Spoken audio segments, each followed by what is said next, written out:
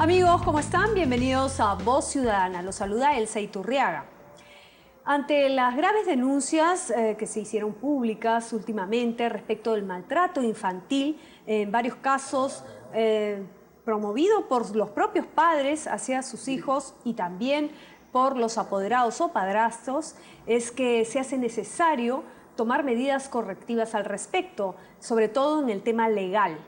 Es un asunto que ya se va a ver pronto también este mes en la Comisión de la Mujer aquí en el Parlamento Nacional. Para hablar sobre este importante tema que afecta a nuestra sociedad, hemos invitado a Nelly Claux. Ella es gerente de programas de protección y emergencias de Save the Children, y también nos acompaña Germán Guajardo, director general de Ayuda a Niños y Adolescentes en Riesgo, ANAR. Bienvenidos a Voz Ciudadana. Buenos días. Muchas gracias. Muchas gracias. Antes de iniciar esta conversación, vamos a ver una breve encuesta para verificar cuál es la percepción de la ciudadanía respecto de este lamentable tema. ¿Estás de acuerdo que se castigue, se sancione a los padres que maltratan a sus hijos cuando se portan mal? No, está mal, porque el maltrato infantil es algo horrible que ni una persona podía soportar. Más que todo, piensan que es antiguamente que sus ejemplos, sus tratos son así, pero ahora hay leyes y también hay para los niños menores. Tiene que sancionarlo, porque se está haciendo un daño físico y emocionalmente a los niños. No, que los maltraten no de ninguna manera. Hay que hablar, yo creo que lo importante es la comunicación para que los hijos puedan entender, porque si no también ellos se ponen más rebeldes, caprichosos, ¿no? En fin, hoy en día creo que hay que tratarles con mucho tino a los niños. Si es un castigo prudente, creo que no habría necesidad de una sanción legal, pero si ya el padre abusa de eso, ya llegando al maltrato, por así decirlo, constante, sin razón alguna y por desahogo, digamos, creo que eso ya sí debe ser sancionado legalmente. Yo pienso que estamos en otros tiempos en los cuales puede enseñarse al niño con el ejemplo, en vez de estarles quizás pegando, ¿no? Recurrir al golpe me parece que es una manera errónea de quizás enseñarles a los niños a no cometer algo, ¿no? Una cosa es corregir y otra cosa es maltratar. Corregir es de padre, castigar es una estupidez muy grande. Es algo inhumano, no se puede hacer eso con un hijo indiscutiblemente. Debe haber educación para los padres. Muchas veces a los papás se nos va de la mano porque estamos tal vez preocupados en otros problemas y chocamos con el hijo. Para corregir a los hijos no necesariamente tienes que golpearlos, ¿no? Sino tienes que tener una comunicación asertiva y más que nada desde pequeños inculcarle valores para que no cometan el error, no sé, de meterse a malos pasos, ¿no? Y de esa manera determinar otras cosas, como el maltrato infantil. Parece que no, el maltrato es malo para los niños. Bien, como hemos podido comprobar, la mayoría de ciudadanos considera que definitivamente no es dable una medida correctiva a través del castigo físico hacia los menores de edad. Sin embargo, hay un pequeño sector que considera que de repente, dependiendo del castigo físico, como podría ser un palmazo, de repente podría ser aceptable.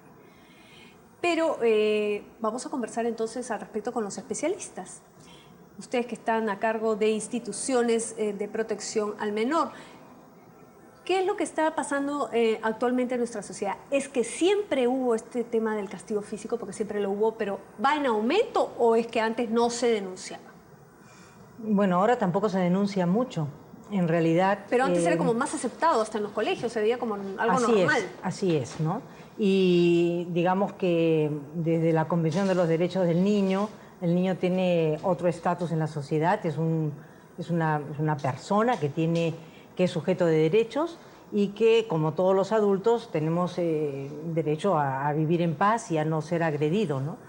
Sin embargo, hasta el día de hoy, como se ha visto, hay personas que consideran que al niño hay que tratarlo con violencia, y eso va definitivamente en contra de su desarrollo integral, ¿no? Nosotros estamos luchando porque en el Congreso se apruebe una ley que lo prohíba radicalmente en el hogar, ¿no? En el hogar y en todos los lugares donde los niños estén.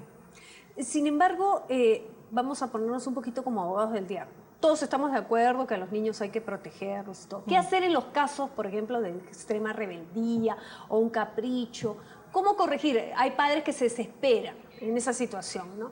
Y que por más que han buscado diferentes métodos y consideran finalmente, optan por este tipo de corrección a través del castigo físico. Bueno, el castigo físico nosotros también, igual que Save the Children y muchas instituciones y todas las instituciones que trabajamos temas de promoción y defensa de los derechos de los niños y niñas, pensamos que el castigo físico no es una opción y que debe prohibirse explícitamente, como ya se está prohibiendo en otros países de Latinoamérica, como Brasil, Costa Rica, Nicaragua, Uruguay. Son países donde ya el castigo físico como método de corrección a los hijos ha quedado prohibido explícitamente. En Europa, en Suecia, se prohibió en 1979 y en Alemania a partir del año 2000. Y se han demostrado estadísticamente en estos países que a partir de la prohibición del castigo físico, los casos de violencia contra niños, niñas y adolescentes han ido decreciendo.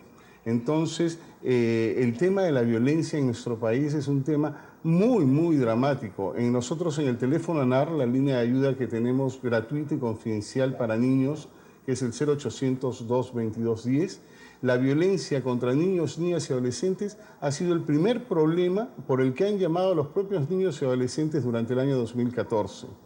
Bien, pero sin embargo, usted dice que los casos de violencia en otros países, al prohibir, digamos, el castigo físico, se ha reducido. ¿Esto es por el tipo de sanciones que se aplican o porque la gente ya ha tomado conciencia de que esto perjudica el desarrollo de estos futuros ciudadanos? La gente ha tomado conciencia y en el caso de Suecia, en concreto, la violencia contra la mujer se ha reducido a raíz de la prohibición del castigo físico y humillante como método correctivo y de enseñanza a los niños. Lo que sucede con el castigo físico es que uno va instalando en el hogar, en el núcleo de desarrollo de la persona, el núcleo donde uno se nutre del cariño y de la seguridad y se forma la identidad, allí uno va adquiriendo una forma, una manera violenta de resolver todos los problemas. Lo que sucede cuando un niño es castigado violentamente, el mensaje que recibe el niño no es que tiene que estudiar, no es que tiene que ordenar, no es que tiene que corregir un comportamiento. El mensaje que él recibe es: aquí mando yo y tú obedece, y si no, te va a doler. Es implantar un dolor, y ese mensaje es el primordial, el que queda instalado porque es la forma, es la estructura de la relación, es la manera como tú actúas. Bueno, eso queda. Entendiendo esta situación de que definitivamente hay que desterrar el castigo físico. Adicionalmente estás enseñando a que los problemas se resuelven con violencia. O sea, el mensaje que se da es que tú resuelves los problemas con violencia. Y cuando ese niño crezca, va a transmitir la violencia intergeneracionalmente. Claro, es lo que viene ¿no? sucediendo, es una cadena que no se rompe. Generalmente los padres que maltratan han sido maltratados cuando... Es peligrosísimo, ¿no? El castigo físico y la humillación, los dos, son peligrosísimos porque es el grano de arena. Bueno, empieza como castigo psicológico. Como y el insulto y todo eso, pero es la contribución diaria, cotidiana, que las familias dan al crecimiento de la violencia. A cualquiera, a la violencia de la calle, a la violencia política, a tratar y resolver cualquier asunto de manera violenta. Pero usted, ese es lo grave. Por ejemplo, como está a cargo de esta organización de ayuda para salvar a los niños a nivel internacional, ¿qué plantean, por ejemplo, en los casos de orientación para estos casos? Unos padres desesperados que de repente tocan, no todos los niños son iguales, ¿no? Casos hiperactivos, muy rebeldes, de caprichos, desobediencias, o de romper cosas. ¿Cómo manejar estos casos? Existen muchas metodologías. ¿Qué tipo de castigo se puede dar? Hay una oferta grande de metodologías de crianza positiva y que aquí en el Perú se están desarrollando. Desde el año 2006, el Comité de Ginebra de la Convención de los Derechos del Niño le ha recomendado al Perú, explícitamente al Perú, que comience a desarrollar políticas de formación de padres.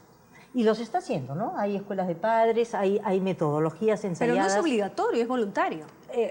Bueno, pero eso tendría que ser, por ejemplo, una consecuencia directa de la aprobación de una ley que prohíba el castigo físico. Tendría que venir acompañado una política pública de difusión y de prevención del castigo físico. Y de promoción del buen trato. Bueno, es la única manera de romper la cadena, porque si no va a ser bastante complicado para trabajar con las futuras generaciones también y con la actual, ¿no?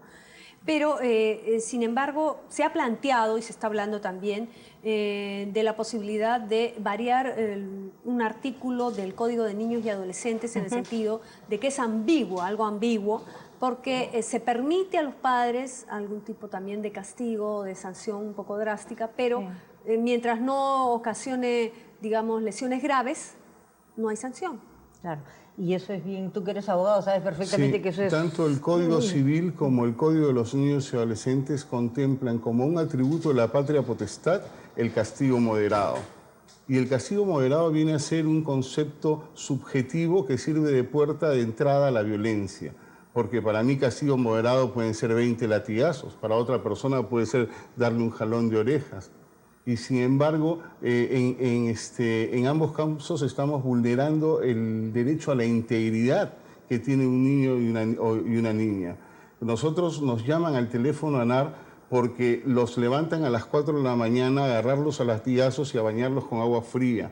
Los sumergen en una tina con agua repetidas veces, los golpean con chicotes, los golpean con palos. La verdad que la problemática de la violencia contra los niños es muy, muy dramática y urge que el Estado y la sociedad civil nos pongamos de acuerdo para avanzar en erradicar esta problemática. No es posible de que no contamos con un mínimo de estadísticas unificada en los temas de violencia. El Ministerio Público tiene su estadística, el Ministerio de la Mujer tiene su estadística, ANAR tiene su estadística, las DEMUNAS tienen sus estadísticas. ENDES. ENDES ha sacado desde el año 2012, ¿no? Estadística. Y sin embargo, al no haber una estadística oficial, al no haber un ente rector de que unifique esta estadística, no se puede visibilizar como un problema y el sector del Ministerio de Economía no va a asignar los recursos para poder enfrentar esta problemática. Entonces se requieren acciones a todo nivel. Desde lo que hizo la señorita Schrock, por ejemplo, de filmar un caso de violencia y difundirlo y causar la indignación de la población, hasta políticas públicas y el rol del Congreso, ¿no? Sobre ese tema vamos a hablar en nuestro segundo bloque, especialmente porque se trata también de tomar conciencia social al respecto. Y, por supuesto, todos los temas que conlleva al respecto. Bien, vamos a hacer una breve pausa y retornamos con más aquí en Voz Ciudadana acerca del maltrato infantil. No se mueva.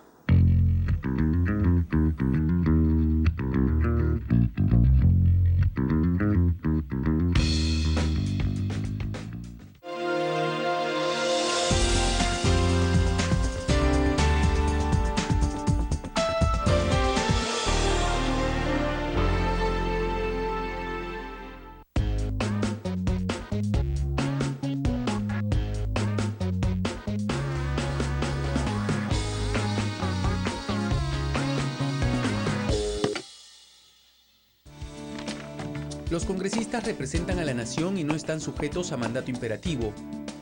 No pueden renunciar.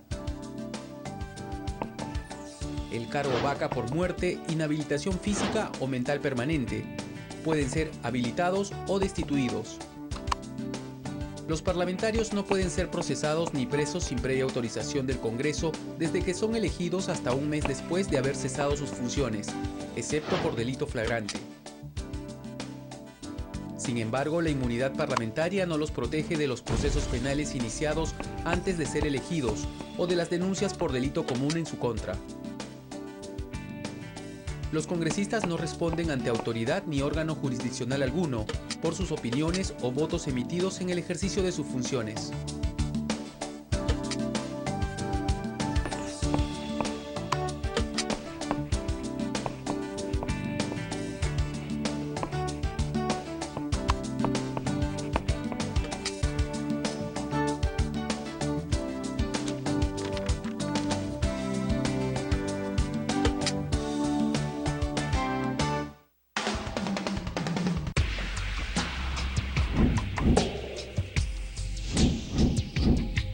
Vecino, camina seguro. Ahora, 36 puentes peatonales y 16 vehiculares son vigilados por la Policía Nacional del Perú. Enfrentaremos a la delincuencia en la vía de evitamiento desde San Martín de Porres hasta San Juan de Miraflores. Durante las 24 horas del día, 3 efectivos policiales vigilarán la zona apoyados por policías motorizados y estarán interconectados con patrulleros inteligentes. Queremos que llegues tranquilo a casa. Camina seguro. Policía Nacional más comprometida que nunca.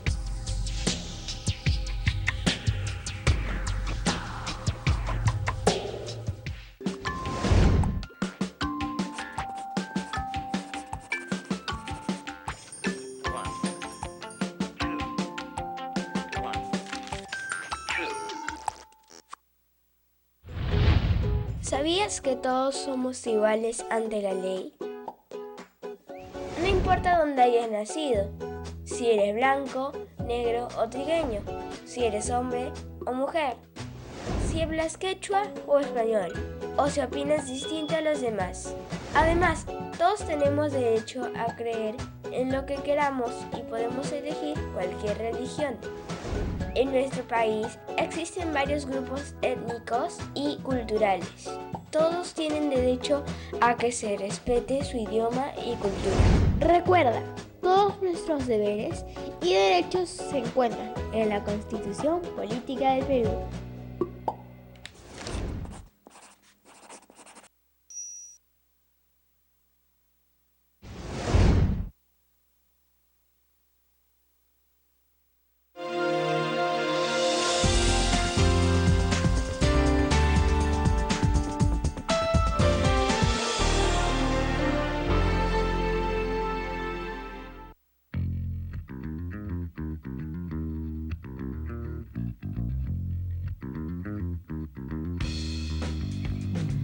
Regresamos con Voz Ciudadana. Estamos hablando acerca del maltrato infantil y todos los problemas que esto conlleva. En el primer bloque hemos dado, digamos, unas pinceladas de la situación actual, tanto en nuestro país como en otras naciones de la región.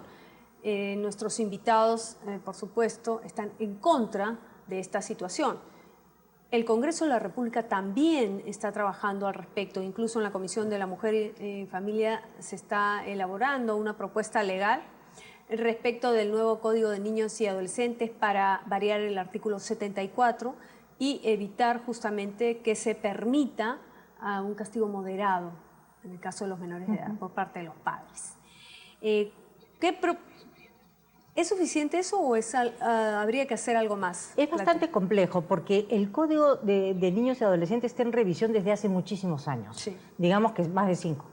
Y es, digamos, un código al que se le ha presentado una reforma que tiene la participación inmensa de personas que han contribuido a su reforma. Multisectorial, incluso los niños han participado. Lo que estamos planteando, en realidad, es que no esperemos a que todo este código sea revisado, porque los niños necesitan urgentemente una ley explícita que prohíba el castigo físico y humillante. Y en ese sentido hay 5 proyectos de ley que han sido presentados al Congreso, uno del Ejecutivo, como Germán decía hace un momento, también es la señora Luz Salgado, Marisol Perestello, Urquizo y también la congresista Tan, ¿no? Lo que en conjunto estos congresistas han acordado es que en realidad lo que se necesita es formar una sola propuesta y en esas están, ¿no? En estos Sin momentos, embargo, ¿cuáles son los planteamientos básicos, digamos? Definitivamente prohibir el castigo físico de menores de edad. Así es. Al margen de eso, quienes cometen este tipo de actos, ¿cuáles serían la sanción? ¿Penal? No hay sanción. Bueno, pero de aprobarse, digamos. Ya existen sanciones para los casos de las lesiones leves y las lesiones graves. Ya está normado, ya nuestro Código Penal contempla penas inclusive de privación de la libertad en los casos de lesiones graves. Y de quitar la patria potestad también. La patria potestad se puede suspender o extinguir, pero nosotros apuntamos a que la prohibición del castigo físico no deba esperar a la aprobación del Código de los Niños y Adolescentes. Que es un tema más complejo, que es un tema más amplio. complejo, donde hay más derechos que discutir. En cambio, el Perú, al aprobar una norma que prohíba expresamente el castigo físico y humillante, vamos a estar dando cumplimiento a los principios y normas que asumimos cuando el Perú firmó la Convención de los Derechos del Niño. Vamos a estar a la par de otros países que ya nos llevan la delantera en la garantía del derecho a la integridad de todos los niños. Es un problema que inclusive está afectando al país en lo que ahora estamos atravesando como el bono demográfico, que es la mayor cantidad de personas que tiene el país en edad productiva. Y si estas personas son afectadas por el tema de violencia, el país no va a tener buenos trabajadores, se van a requerir políticas públicas de salud mental, va a requerir un gasto mayor a lo que se puede prevenir implementando políticas de prevención. Mayor delincuencia también. Y señales claras como la prohibición de que el castigo no es una opción. O sea, ese lema antiguo de la letra entra con sangre, por ejemplo. Está comprobado que eso no es cierto. Terrible. Está totalmente comprobado. Genera unas brechas terribles de confianza entre padres e hijos. El castigo va incrementándose porque frustra, porque ocasiona otras problemáticas como embarazos adolescentes no deseados, fugas, consumo de drogas, pandillaje. En fin, una serie de inseguridades, dificultades para enfrentar cualquier reto. ¿no? Un montón de jóvenes que tienen dificultad para enfrentar un estudio universitario, un trabajo, y uno indagando después se va dando cuenta que tiene este problema de haber sido castigado, de inseguridad total. Sin embargo, hay una corriente que señala que, por ejemplo, los adolescentes ahora hacen lo que les da la gana. Antes los adolescentes les tenían terror a los padres y ahora los padres le tienen terror a los hijos adolescentes porque no pusieron mano dura. ¿Qué decirles, qué mensaje transmitirles en esos casos para que no haya una idea de repente errada, que nos fuimos de un extremo a otro? Bueno, lo que está demostrando las estadísticas es todo lo contrario, y siempre hay sectores que son muy reacios al cambio, ¿no? La tendencia ya está dada, ¿no? Los países están cada vez más aprobando leyes que prohíben el castigo físico. Los países, las personas están cada vez trabajando más por un mundo pacífico. Nadie está a favor de la violencia, de las guerras y de la inseguridad personal. Y el castigo físico es una tortura, ¿no? Es una tortura cotidiana. Sobre todo por tratarse, en el caso de los menores de edad, en el tema, incluso a nivel de la Constitución, toda persona humana tiene derecho a la integridad física, a la protección por parte del Estado. Se trata de una desventaja entre un menor de edad que no se puede defender y un adulto. Entonces es un abuso. Claro, y lo que hay ahí es una especie de temor a perder el control. Y son personas que tienen una estructura muy jerárquica, muy autoritaria. Entonces tienen el temor de perder el control sobre sus hijos, quieren dominarlo todo. Entonces sí, siempre hay personas que están en contra, pero yo espero que en el Congreso la razón gane. Y con el tema de las estadísticas, digamos, de las denuncias, hay cierto temor todavía, de hecho, para que un menor pueda denunciar a través de otra persona, acompañado de otra persona, de repente a los propios padres. ¿Cómo romper, digamos, con esta situación? Bueno, nosotros que es bastante incómoda para un menor de edad. Nosotros tenemos un servicio, el teléfono ANAR, amenazados. que es una línea de ayuda concebida y dirigida para niños, que es atendida por psicólogos, que funciona las 24 horas del día, funciona en español y en quechua, y a través de esta línea los niños pueden llamar y contar lo que les está pasando y solicitar ayuda. Hemos nosotros identificado a través de este servicio, por ejemplo, que la problemática en el mundo andino sobre la violencia es muchísimo más grave. Bien, pero vamos al hecho de que de repente algunas autoridades, sea policiales o judiciales, no conciben que un hijo denuncie al propio padre o a la madre. Entonces, ¿cómo romper un poco con esta idea ya preestablecida? Bueno, los fiscales tienen ya a la mano mucho trabajo, mucho conocimiento acumulado, incluso tiene protocolos que se orientan a la atención de los niños, han avanzado bastante en la especialización, la ruta de atención, que ya ha sido aprobada por la Fiscalía, que da más o menos un panorama de a dónde uno debe acercarse para denunciar. Claro que los casos son distintos, ¿no? Porque los casos de abuso sexual o los casos de maltrato severo tienen ese camino. Pero los casos donde ya es absolutamente evidente, digamos, comprobarlo. Es que el maltrato infantil es un concepto diferente al del castigo físico y humillante, ¿no? Tiene un tratamiento incluso legal diferente, ¿no? Los niños, las niñas tienen que saber que tienen a las defensorías municipales de su lado, que pueden ir, ellos pueden ir a buscar asesoría allí. Bueno, tienen el teléfono ANAR, tienen la línea 100.